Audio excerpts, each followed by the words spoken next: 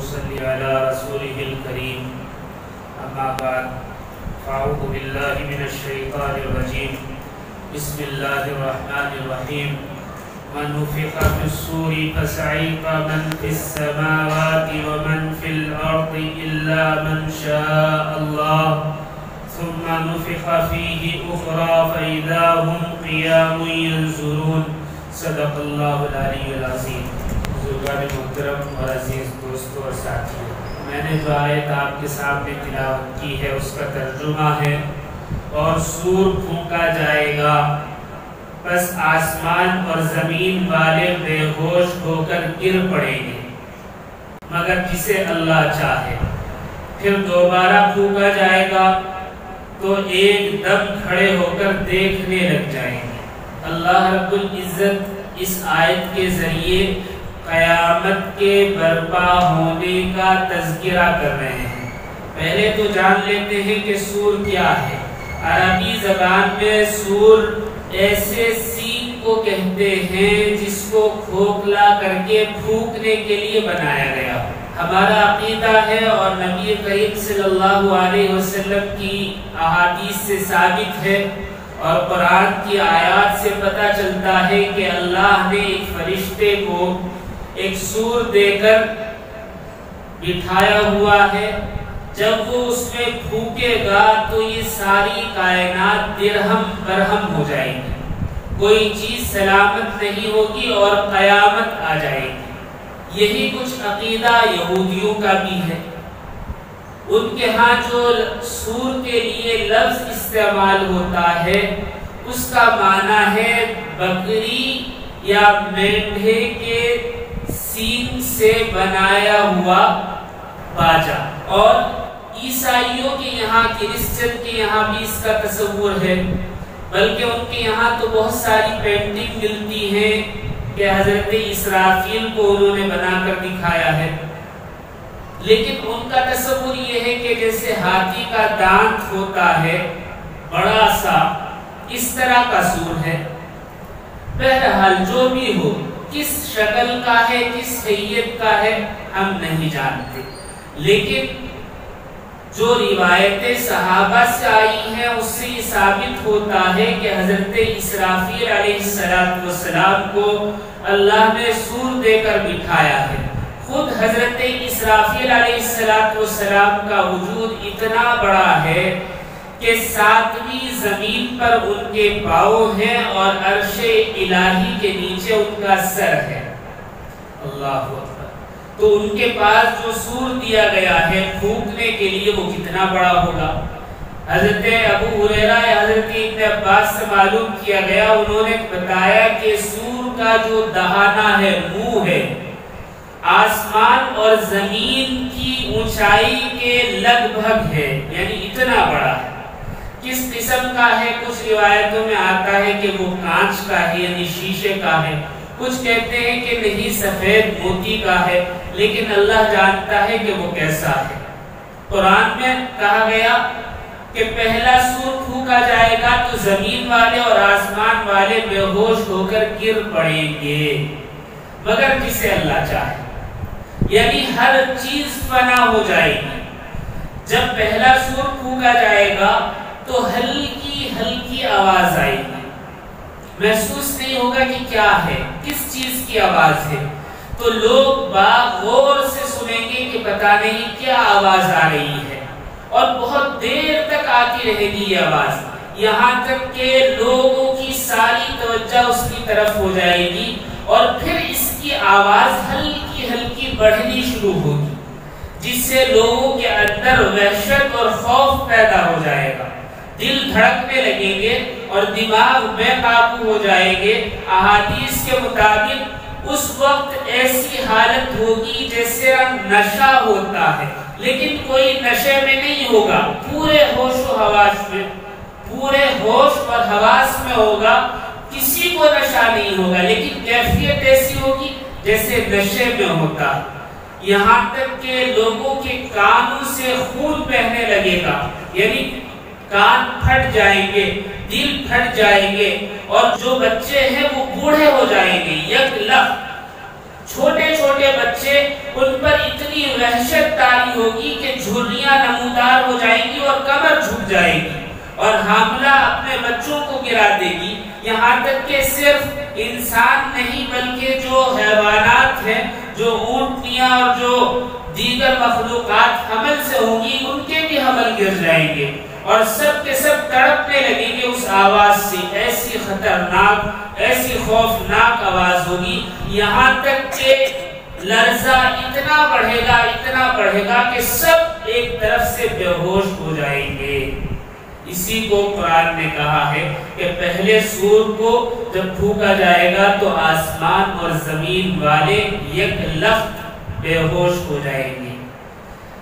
پھر اسی بے ہوشی میں ابھی سور بند نہیں ہوگا، سور پھونکا جاتا رہے گا، اس کی آواز بڑھتی رہے گی، مرے ہوئے لوگ نہیں ہوں گے، بے ہوش ہوں گے، لیکن سور کی آواز سے اسی بے ہوشی میں سب فوت ہو جائے گی، سب کی روح قبض ہو جائے گی۔ روایتوں میں آتا ہے جو لوگ پہلے مر چکے ہیں وہ اس پہلے سور سے محفوظ رہیں گے۔ جو آسمان اور زمین میں مخلوق ہے، فرشتے ہیں، جنات ہیں، انسان ہیں، جانور ہیں، ہر مخلوق اس کو سن کر بے ہوش ہو جائے گی اور اسی بے ہوشی کے عالم میں ختم ہو جائے گی، یعنی موت آ جائے گی۔ یہاں تک کہ جب یہ سور پھر اور پھونکا جائے گا، اس کی آواز اور بلند ہوگی اور تیز ہوگی، تو زمین لرزنے لگے گی، زلزلہ آ جائے گا، اور کشش ثقل یعنی میگنیٹک جو پاور زمین میں ہوتی ہے وہ ختم ہو جائے گی، اور آسمان پر جو ستارے ہیں وہ اپنی جگہ سے ہلنے شروع ہو جائیں گے، چاند اور سورج کی روشنی یک لخت ختم ہو جائے گی، اور کوئی چیز سلامت نہیں ہوگی، بلکہ ہر چیز ریزہ ریزہ بالو ہو کر، مٹی ہو کر زمین پر آ جائے گی۔ اس وقت اگر کوئی آسمان کی طرف نگاہ اٹھا کر دیکھے تو ہر چیز زمین کی طرف آتی ہوئی دکھائی دے گی، اور زمین کو قرار نہیں ہوگا، زمین ہلتی رہے گی، وائبریٹ ہوتی رہے گی، کوئی چیز ٹوٹے گی نہیں بلکہ سرے سے ختم ہو جائے گی، بالکل مٹی ہو جائے گی، اس کا اصلی وجود بالکل نہیں رہے گا، ہر چیز ختم ہو جائے گی، روئے زمین پر کوئی تنکا باقی نہیں رہے گا، صرف مٹی باقی ہوگی، اور کشش ثقل ختم ہونے کی وجہ سے پہاڑ جو ہیں وہ زمین کو چھوڑ دیں گے اور ہوا میں بادلوں کی طرح، روئی کی طرح اڑتے پھریں گے۔ اللہ اکبر، وہ کیا ہیبت ناک منظر ہوگا۔ علماء کہتے ہیں کہ پہلے سور کا نام نفخہ صعیق ہے، یعنی یہ ہلکی ہلکی آواز سے شروع ہوگا جس سے سب پر بے ہوشی طاری ہو جائے گی، اور اس بے ہوشی کے بعد موت آ جائے گی، یعنی ہر چیز فنا ہو جائے گی۔ اس وقت اللہ رب العزت ساری کائنات کو سمیٹ دیں گے، یعنی اس کو لپیٹ دیں گے، یہاں تک کہ ساتوں آسمان کو لپیٹ کر اپنی داہنے ہاتھ کی ہتھیلی میں دبا لیں گے۔ آپ تصور نہیں کر سکتے کہ اللہ کا ہاتھ کیسا ہوگا، ہم اندازہ نہیں لگا سکتے، کیونکہ اللہ کی ذات جو ہے اس کا ہی اندازہ نہیں ہو سکتا، تو اللہ کا جسم، اس کا تو خیر تصور ہی نہیں ہو سکتا، اور ایمان یہ ہے کہ اللہ کا جسم کیا ہے ہم نہیں جانتے، یعنی کوئی وجود نہیں بلکہ اللہ تو نور ہے، ہم اندازہ نہیں کر سکتے۔ اس وقت اللہ رب العزت ارشاد فرمائیں گے، ہے کوئی ہمارے علاوہ معبود برحق، کوئی رب ہے؟ ساری کائنات خاموش رہے گی، کہیں سے آواز نہیں آئے گی، اس لیے کہ ہر چیز ختم ہو چکی ہوگی، کوئی چیز باقی نہیں رہے گا، فضا میں صرف اندھیرا ہوگا اور کچھ نہیں ہوگا۔ پھر اللہ رب العزت فرمائیں گے کہ سور جو ہے پھونکا جائے۔ کچھ علماء کہتے ہیں کہ پہلا سور کے بعد دوسرا سور پھونکا جائے گا، اس سے جو ہے اور بھی جو مخلوق بچ جائے گی، جیسے حضرت جبرائیل، حضرت میکائیل، حضرت اسرافیل اور حضرت اسرائیل بچ جائیں گے، اللہ ان کو بھی موت عطا فرما دیں گے۔ یہ بھی موت کے منہ میں چلے جائیں گے، یہ بھی ختم ہو جائیں گے۔ اس کے بعد اللہ پوچھے گا کہ ہے کوئی ہمارے علاوہ رب، ہے کوئی ہمارے علاوہ خدائے برحق؟ ساری کائنات خاموش رہے گی۔ اس وقت جو ہے سور عرش الہی کے پاس ہوگا، پھر اللہ رب العزت عرش الہی سے وہ سور لیں گے اور حکم فرمائیں گے کہ اسرافیل اٹھ کر کھڑے ہو جائیں۔ حضرت اسرافیل اٹھ کر کھڑے ہوں گے تو ان کو دوبارہ سور دیا جائے گا اور کہا جائے گا کہ آپ اسے پھونکیں۔ بعض علماء کہتے ہیں کہ دوسرا پھونکنا ہے، بعض کہتے ہیں کہ تیسرا پھونکنا ہے۔ بعض روایتوں میں 6 سور تک بات آئی ہے کہ 6 مرتبہ پھونکا جائے گا، لیکن قرآن نے دوسرا پھونکنا بتایا ہے تو ہم سمجھتے ہیں کہ یہی دوسرا پھونکنا ہوگا۔ حضرت اسرافیل دوسری مرتبہ پھونکیں گے، جسے علماء کہتے ہیں یہ نفخہ بعث ہوگا، یعنی اٹھ کھڑے ہونے کا سور پھونکا جانا۔ اس میں ساری مخلوق ایسے اٹھ کر کھڑی ہو جائے گی جیسے زمین سے گھاس اٹھتی ہے۔ یہاں تک کہ ایک روایت میں آیا ہے انسان اپنی اپنی قبروں سے مٹی سے اس طرح کھڑے ہوں گے کہ اپنے سروں سے مٹی جھاڑتے ہوئے ہوں گے اور ان کی ختنہ نہیں ہوئی ہوگی، یعنی ایسے ہی پیدا ہوں گے جیسے کہ ماں کے پیٹ سے پیدا ہوئے تھے، بالکل اپنی صحیح حالت میں، لیکن اپنی عمر کو پہنچے ہوئے ہوں گے۔ ایسا نہیں کہ بچے پیدا ہوں گے، نہیں، بلکہ پوری عمر ہوگی، برہنہ ہوں گے۔ یہ تو اسلام ہمیں بتاتا ہے، اور دیگر جو مذاہب ہیں اس میں بھی یہ ہے کہ سور پھونکا جائے گا اور قیامت برپا ہوگی۔ لیکن آج کا دور جو ہے وہ سائنسی ہے، ہم کسی بات کو پروف کیے بغیر نہیں مانتے، حالانکہ یہ حدیث ہے، اس کا انکار نہیں کر سکتے۔ اہل ایمان تو یقین کرتے ہیں، لیکن پھر بھی دل میں کھٹک رہتی ہے جب تک کہ کوئی چیز پروف نہ ہو جائے۔ آج سائنسدانوں نے یہ پروف کر دیا ہے کہ سور پھونکا جائے گا۔ اللہ اکبر! وہ کیسے؟ سائنس کا ایک تصور ہے کہ یہ جو کائنات وجود میں آئی ہے یہ بگ بینگ کی وجہ سے آئی ہے۔ بگ بینگ کا مطلب یہ ہے کہ ایک بالکل ڈاٹ، ایسا ڈاٹ جو بالکل پہلے وجود میں نہیں تھا، پھر کسی طرح وجود میں آیا۔ کتنا بڑا ڈاٹ؟ اتنا بڑا کہ 1 سینٹی میٹر کی ایک پینسل سے لکیر کھینچی جائے تو اس میں 10,000 سے زیادہ پوائنٹس آ سکیں۔ ایک پوائنٹ کے بقدر ایک حصہ وجود میں آیا، پھر اس کے اندر ایک دھماکہ ہوا، اور اس دھماکے سے یہ ساری کی ساری کائنات وجود میں آئی ہے۔ یہ بات درست ہے، قرآن کی آیتیں بھی اسے ثابت کرتی ہیں، لیکن سائنس کا یہ کہنا کہ دھماکہ ہوا، اس میں تھوڑا سا کنفیوزنگ ہے، اس لیے کہ کوئی چیز دھماکے سے اگر وجود میں آتی ہے تو وہ ختم ہو جاتی ہے، یعنی دھماکہ تو نقصان پہنچانے کے لیے ہوتا ہے، بلاسٹ جو ہوتا ہے نقصان کے لیے ہوتا ہے، مثبت پہلو نہیں ہوتا اس کا۔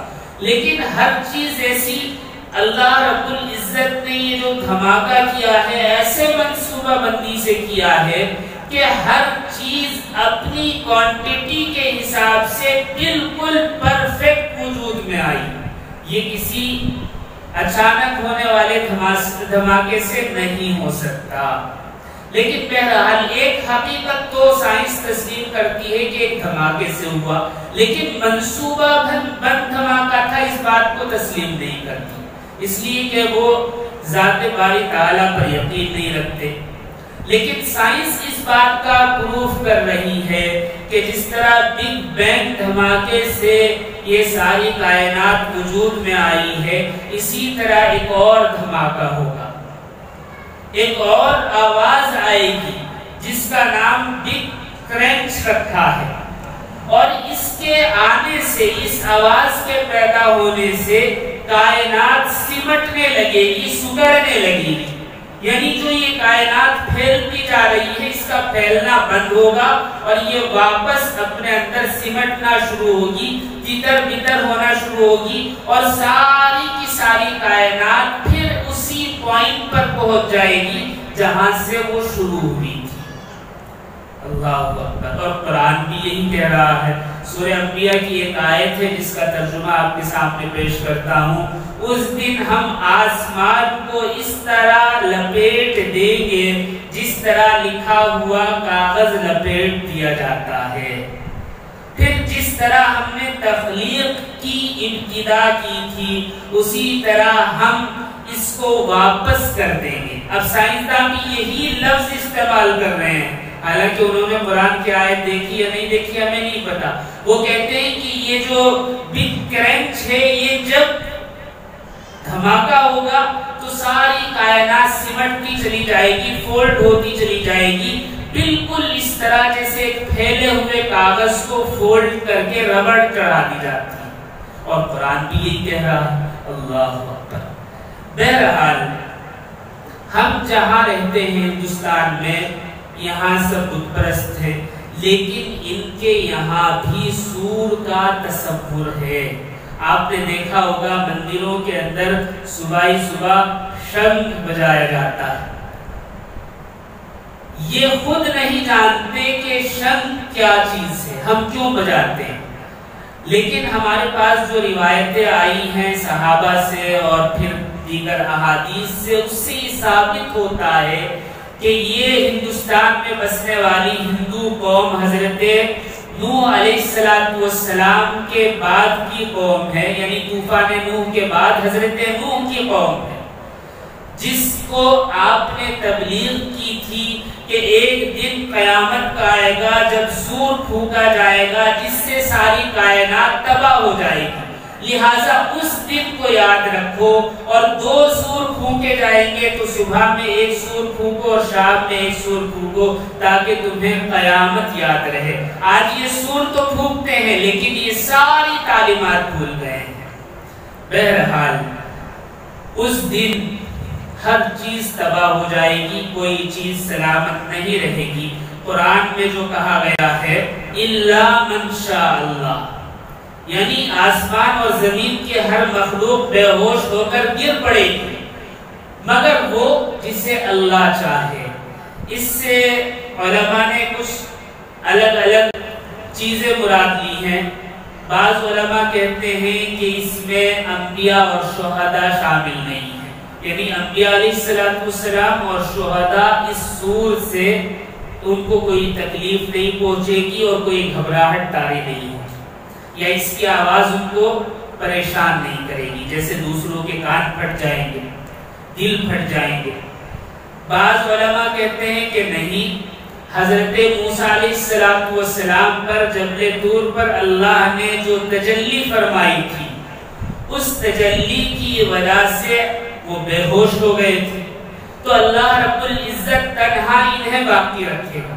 اور ایک روایت میں اور ہے کہ ایک آدمی یہودی مدینہ میں کہہ رہا تھا کہ تمام انسانوں میں سب سے زیادہ مبارک اور پرعظمت ہستی حضرت موسیٰ، تو ایک مسلمان نے اس کو تماشا مارا اور کہا کہ رسول اللہ موجود ہیں، پھر حضرت موسیٰ کیسے آپ سے باز مت ہو سکتے ہیں؟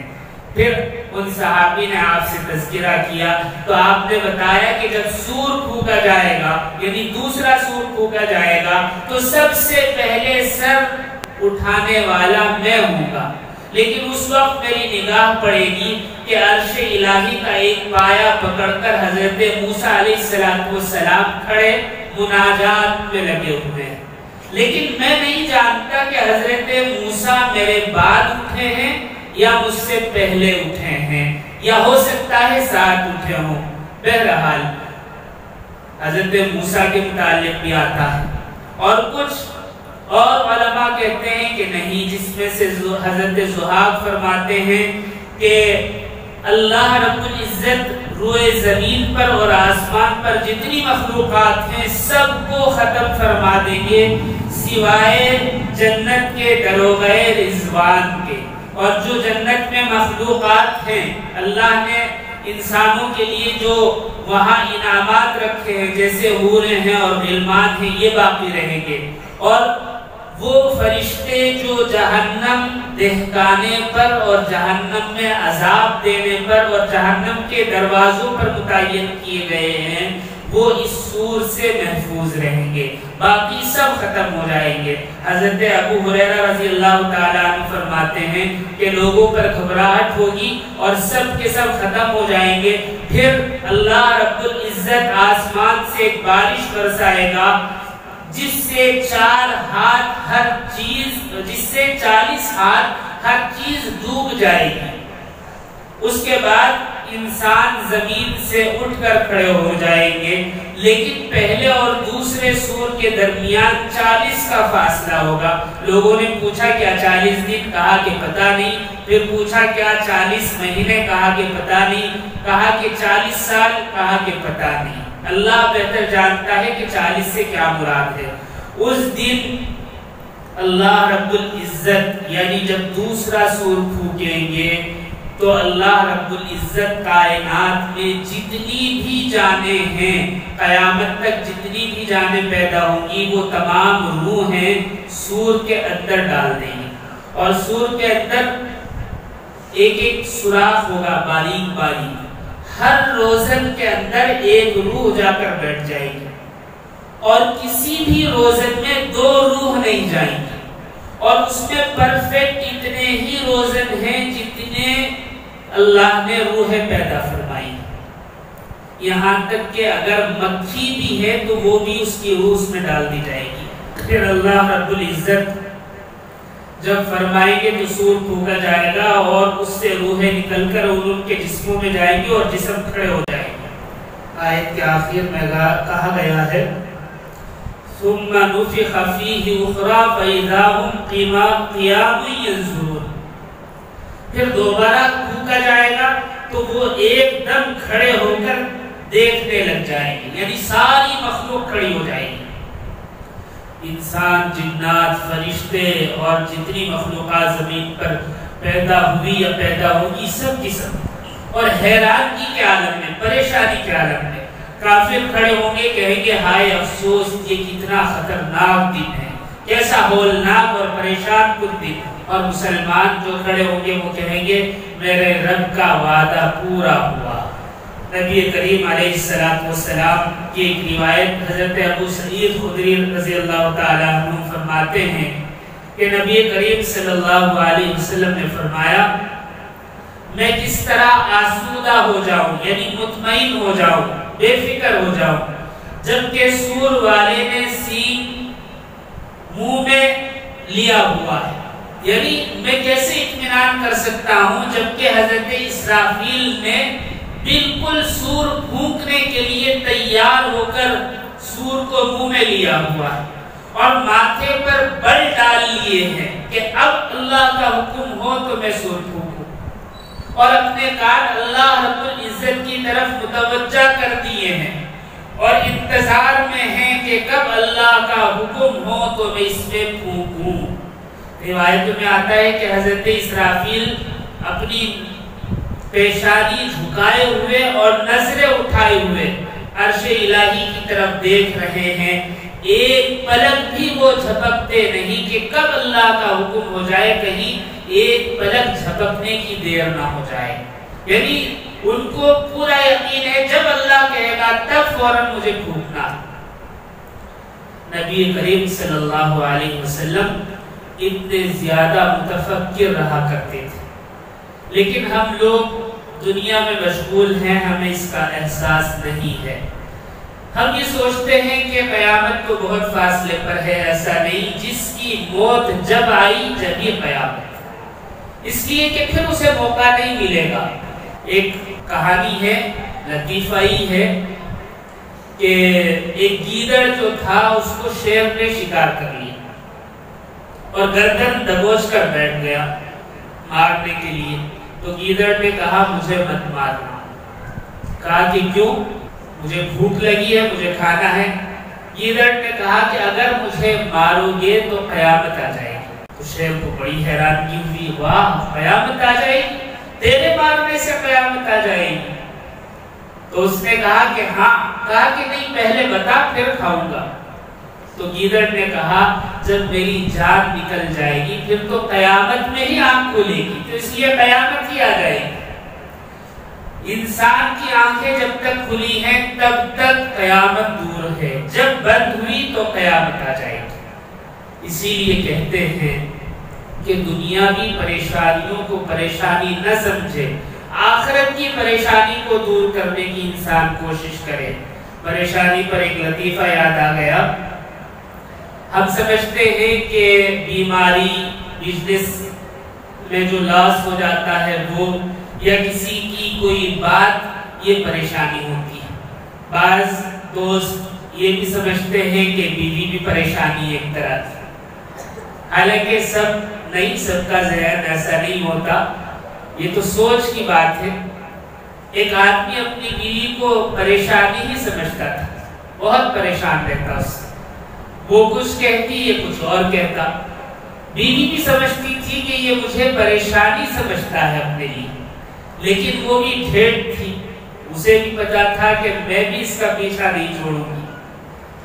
تو ایک مرتبہ نماز پڑھ رہی تھی، شوہر نماز پڑھ کر گھر پہنچا تو دیکھا کہ مصلی پر ہے، سلام پھیرا بیوی نے، پھر تسبیحات پڑھی، اس کے بعد ہاتھ اٹھائے دعا کے لیے، پھر اچانک ارادہ ختم ہوا اور ہاتھ نیچے گرا دی اور مصلی اٹھا کر کھڑی ہو گئی۔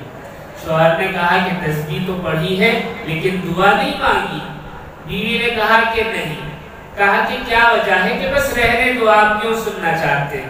کہ نہیں، مجھے بتاؤ تو صحیح، جب نماز پڑھی ہے اور تسبیحات پڑھی ہیں تو دعا کیوں نہیں مانگی؟ حدیث میں آتا ہے کہ عبادت کا مغز دعا ہے، دعا مانگنی چاہیے۔ کہا کہ ارادہ تو ہوا تھا پھر ختم ہو گیا۔ کہ کیا ارادہ ہوا تھا؟ کہ میں دعا مانگنا چاہ رہی تھی اللہ رب العزت آپ کی تمام پریشانیوں کو ختم فرما دے، پھر میں نے سوچا کہیں میں ہی ختم نہ ہو جاؤں۔ تو بہرحال دنیاوی پریشانیاں پریشانی نہیں ہوتی۔ ایک اور لطیفہ یاد آیا، اسی طرح ایک عورت اپنے شوہر سے پریشان تھی، ایک دن تنگ آ کر اس نے اپنے شوہر سے کہا میں مر ہی جاؤں گی، بس اب گزارا نہیں ہو۔ شوہر نے کہا میں بھی مر جاؤں گا۔ تو بیوی کو بڑا تعجب ہوا کہ پریشان تو یہ کرتا ہے، اس سے پریشان میں ہوں، اور میں مرنے کی بات کہہ رہی ہوں تو یہ کہہ رہا ہے کہ میں بھی مر جاؤں گا۔ اس نے بڑی حیرانگی سے پوچھا کہ کیوں، تم کیوں مرنا چاہتے ہو؟ تو اس نے کہا کہ میں اتنی خوشی برداشت نہیں کر سکتا۔ بہرحال دنیاوی پریشانیاں کوئی پریشانی نہیں، کسی بھی قسم کی، پہاڑ سر پر ٹوٹ پڑے لیکن قیامت کی ہولناکیوں سے زیادہ پریشان کوئی بات نہیں ہوگی۔ اللہ رب العزت ہم سب کی حفاظت فرمائے اور قیامت کی ہولناکیوں سے، پریشانیوں سے اور قیامت کی وحشت سے اور اپنی سخت پکڑ سے ہم سب کی حفاظت فرمائے، اور روز قیامت نبی کریم علیہ السلام کا ساتھ عطا فرمائے۔ وآخر دعوانا ان الحمد للہ۔